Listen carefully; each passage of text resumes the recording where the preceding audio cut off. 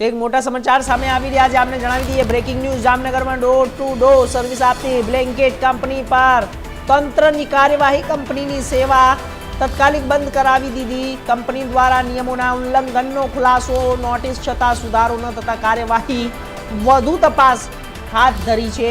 આગળની કાર્યવાહી હાથ ધરવામાં આવી છે. આપને જણાવી દઈએ કે જામનગરની અંદર જ્યારે ડોર ટુ ડોર સર્વિસ આપતી બ્લિંકિટ સેવાઓને બંધ કરી દેવામાં આવી છે અને આ સાથે door to door food service આપતી કંપની સામે કડક ફૂડ વિભાગે કડક કાર્યવાહી હાથ ધરી છે.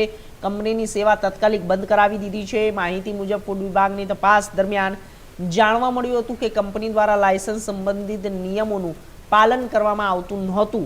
ઉપરાંત વેજ અને નોનવેજ ખાદ્ય પદાર્થોની એક સાથે સંગ્રહ રાખવામાં આવતો હોવાની ગંભીર બેદરકારીઓ સામે આવી હતી. ફૂડ વિભાગે આ મુદ્દે એક સપ્તાહ પહેલા જ નોટિસ પાઠવી હતી અને જરૂરી સુધારા કરવા સૂચના આપી હતી. છતાં કંપની તરફથી કોઈ યોગ્ય કાર્યવાહી કરવામાં ન આવતા બાદમાં ચેકિંગ દરમિયાન નિયમોના ઉલ્લંઘન ચાલુ હોવાને કારણે તંત્રએ તાત્કાલિક પગલાં લઈ કંપનીની ઓનલાઈન સર્વિસ બંધ કરાવી દીધી અને વધુ આગળની કાર્યવાહી હાથ ધરવામાં આવી રહી છે.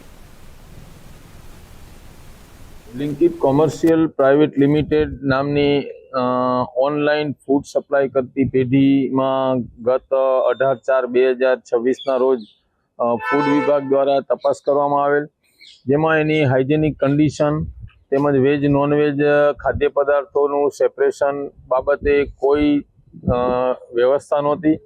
FSSAIના કોઈ નિયમોનું પાલન થતું હોય એવું નહોતું જણાવેલ. વધુમાં અનહાઇજેનિક કન્ડિશન પણ જોવા મળેલ હતી અને નોટ ફોર સેલ એવો કોઈ વિભાગ કાઉન્ટ કરવામાં આવેલ નહોતો. જેથી આ પેઢીને અમે ત્યારે નોટિસ આપી સોમવાર સુધી આ બધી વ્યવસ્થા કરવા જણાવેલ હતું.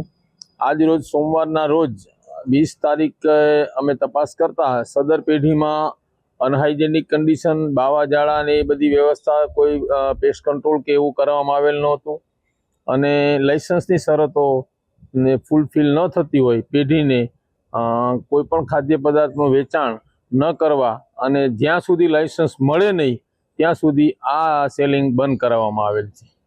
દંડની કઈ કાર્યવાહી કરવામાં અત્યારે કોઈ દંડની કાર્યવાહી નથી કરવામાં આવેલ, પણ પેઢીનું વેચાણ બંધ કરાવવામાં આવેલ છે. કેટલા દિવસ? જ્યાં સુધી લાઇસન્સ ન મેળવે ત્યાં સુધી.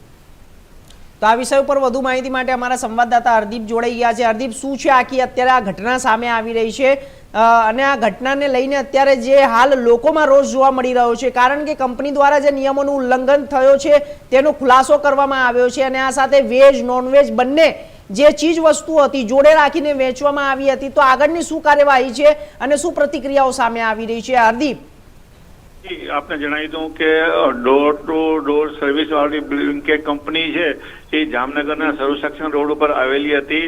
જ્યારે આ કંપનીમાં ફૂડ વિભાગના ચેકિંગ દરમિયાન એ લોકોને એક વીક પહેલા કહેવામાં આવ્યું હતું કે ભાઈ તમારું આ હાઇજેનિક નથી, તમારે બાવા ને એ બધી વસ્તુ છે તમે ક્લિયર કરી નાખો.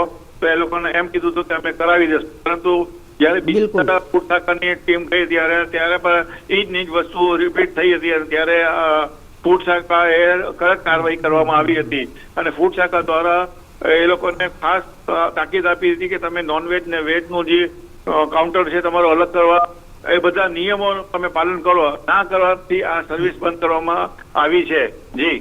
જી હરદીપજી, તો અત્યારે હાલ આના ઉપર સરકાર તરફથી જે અત્યારે હાલ પ્રશાસન છે તેના તરફથી શું અત્યારે હાલ કામગીરી કરવામાં આવી રહી છે? ક્યાં સુધી આનું નિરાકરણ આવશે?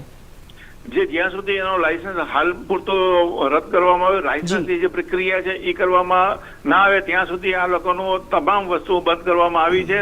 અને આ બ્લિંકિટ કંપની છે એમાં હજારો લોકો આના સાથે જોડાયેલા હતા, મજૂર પણ છે અને લોકો પણ બ્લિંકિટ થી અમુક વસ્તુઓ મંગાવતા, પણ એને હકીકતની ખબર નથી કે ભાઈ શું આમાં કેટલું હાઇજેનિક છે કે કેટલું નથી. એનાથી લોકોમાં થોડો ઘણો રોષ થઈ ગયો છે. જી હરદીપજી, આ કેટલા સમયથી આ ચાલી રહ્યું હતું? કારણ કે અત્યારે તો હાલ આ પ્રથમ વખત ખુલાસો થયો છે, પરંતુ બ્લિંકિટ કંપની તો અત્યારે ઘણા સમયથી આવી રહી છે, પરંતુ આ કેટલા સમયથી અહીંયા ચાલી રહ્યું હતું આ કામ? આપને જણાવી દઉં તો ઘણા સમયથી આ બ્લિંકિટ કંપની જામનગરમાં સર્વસક્ષમ રોડ ઉપર સ્થિત છે અને લોકોની પણ ઘણી કમ્પ્લેનો મળતી હતી ફૂડ શાખાને. ફૂડ શાખાએ લોકોની કમ્પ્લેનના આધારે જ આ કાર્યવાહી કરવામાં આવી છે. જી ચોક્કસથી હરદીપ, આપનો ખૂબ ખૂબ આભાર માહિતી આપવા માટે. જેવી રીતે જોયું તમે કે